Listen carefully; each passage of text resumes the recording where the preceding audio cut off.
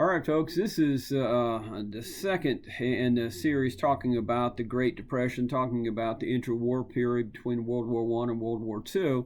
I left off the first one talking about how we had a boom in production, how we had a boom in manufacturing, how things are going really well, but we also had the introduction of something called paying by time or credit.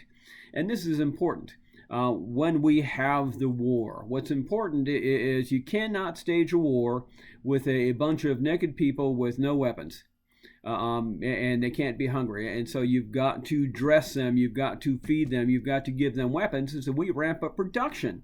Not only we ramp up manufacturing, but we actually have to ramp up growing food. And post-war, the issue with the food still exists because Europe is largely destroyed. If you look in the textbook, you will have noticed there's at least one picture of a French fortress, which is not a French fortress, it's a crater with some rubble around it. This introduction of modern warfare is horrific.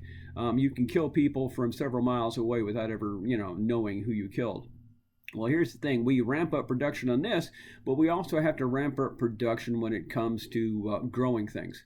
And so what happens is this: farmers who normally have a life of sometimes they can sell, sometimes they have a good year, sometimes they have a bad year, depending on the price that people are willing to pay for the grain, they're willing to pay for the corn. Well, here's what happens with the war is the farmers are going to grow and they're going to sell. They're going to sell everything. They're going to sell all their corn, they're going to sell all their wheat, they're going to sell everything because the federal government is buying. And the federal government is guaranteeing a good price. So the farmers are growing and selling the entire crop, which is unheard of. But this is what's happening. And so what happens is farmers go, okay, well, look, if I had more, would you buy more? Well, yes. Okay, well, here's my plan. I'm going to go ahead and get some more. And so what happens, they will go to the bank and they will take out a loan to buy more land. Well, if you buy more land, you can farm more. But how much can you farm? You can only farm what you can go ahead and harvest at the end. And so in order to plant more and harvest more, they're going to have to go ahead and get machinery. So they're going to buy machinery on time. They're going to buy land on time. They're going to invest. And son of a gun, they're going to produce more product. And the government's going to buy more product. And so it's going to be this cycle where, okay, look, I'm going to buy more land, I'm going to buy more machinery, I'm going to plant more land, and as it goes through, I'm going to invest more and sell more, and that works out great. It's a fantastic cycle throughout the war. It's a fantastic cycle directly after the war, because war-torn Europe is exactly that. They have blown France to hell, and most of the war in France is right in the middle of the fields where they should be doing the growing. So post World War I, America is feeding Europe. The farmers here are growing things, they're selling things, and they're feeding Europe. And Hoover is doing a wonderful job managing the department that goes ahead and rebuilds Europe. The problem is a couple of things are happening on the horizon. Germany is having an awful time keeping up with its debt, and it's going to come crashing down, and France will demand they pay. Well, what we're going to do is we have to maintain trade. In order to maintain trade, we have to make sure that Europe has money to spend. So what will happen is we will start taking the excess money we have and pumping it into Germany, because Germany is a trading partner. Germany can in turn repay France. It can in turn repay Great Britain, who can in turn both repay us for the money that we've lent them. And so we're making money by lending money. And that's important. The farmers are making money by borrowing money. And all that works out great at first because Europe is in the hole. But Europe is slowly going to repair itself. They're going to rebuild the manufacturing. They're going to rebuild industry. They're going to go ahead and start reclaiming the fields. And so as they go ahead and rebuild, demand starts to lessen here. Well, because demand for the product lessens, you would think naturally, well, gosh, if we're going to go ahead and have less demand, then we're going to go ahead and produce less. But no, we're not smart enough to do that. Okay, we're also not able, because we've invested this money into growing, into manufacturing. We have to keep on growing in manufacturing. So even though the product price is going to fall, we're still going to manufacture. We're going to over manufacture. And what will happen is this: is as we go along, we're still going to be pumping money in and refuse to surrender to the economy. And so that's important, because what will happen is we're going to build up an abundance. And the abundance is something that is a problem, because if farmers are still mass producing and they're not selling, then what happens is the floor drops out of the price of the product. And so what they have to do is, in order to make as much, because they have bills to meet, they have to grow more. Well, if you grow more of the same product, that drives the price down even farther. And so what's going to happen is the bottom is going to fall out of the agrarian market.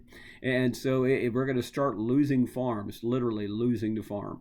Well, the same thing is going to happen to manufacturing. We're going to refuse to cut back on manufacturing, and what will happen is this: is we're going to be pumping more and more money into Europe to fix it, and we're going to be producing more and more and more. But what will happen is the wages are not keeping up with the abundance of what's happening in the capitalist market. And so even though people are buying more and more, and they're buying on credit, they're not bringing in more and more money. So they're going to hit a limit. And in hitting a limit, they're going to stop buying. And when they stop buying, what happens is this abundance starts to build up in the factories. It starts to build up in the warehouses. Listen, everyone around here knows that when furniture starts to build up in the warehouse, what happens? Well, you run out of room. When you run out of room, you have to quit manufacturing furniture.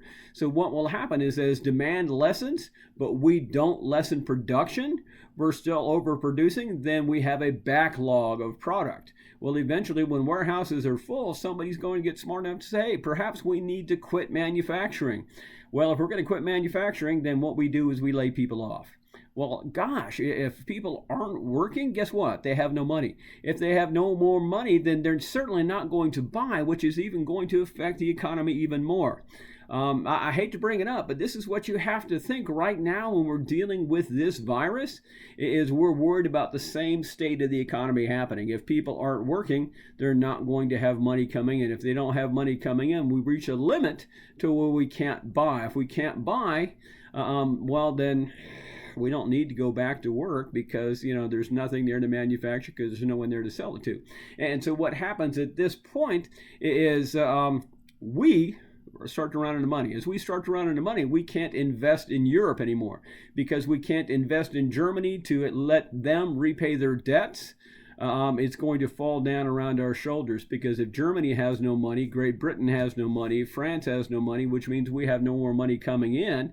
And so what will happen is this: our debt is going to catch up with us.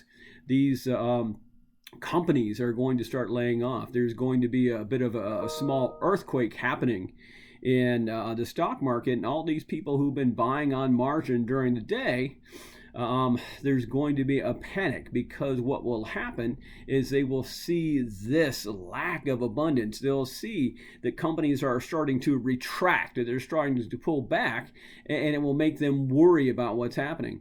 Well, once these dominoes start to fall in a row, what will happen is people will go ahead and say, oh my God, I got to go ahead and this is what's going to happen. And they suspect this hiccup in the market, so people start to sell. Well, when people start to sell, what happens is it drives the price of stock down. Well, listen, if you borrowed $100 in the morning to buy $100+ worth of stock, and the price of the stock went down, and you resell the stock today, do you have enough to make margin call? No, you don't have enough to make margin call. And so what's going to happen is you're going to have to go to the bank and get your money. What you don't realize is that the bank has been playing the same market as you have. And so what will happen is, when the people run to get their money out of the bank, well, the bank has lost their money in the market.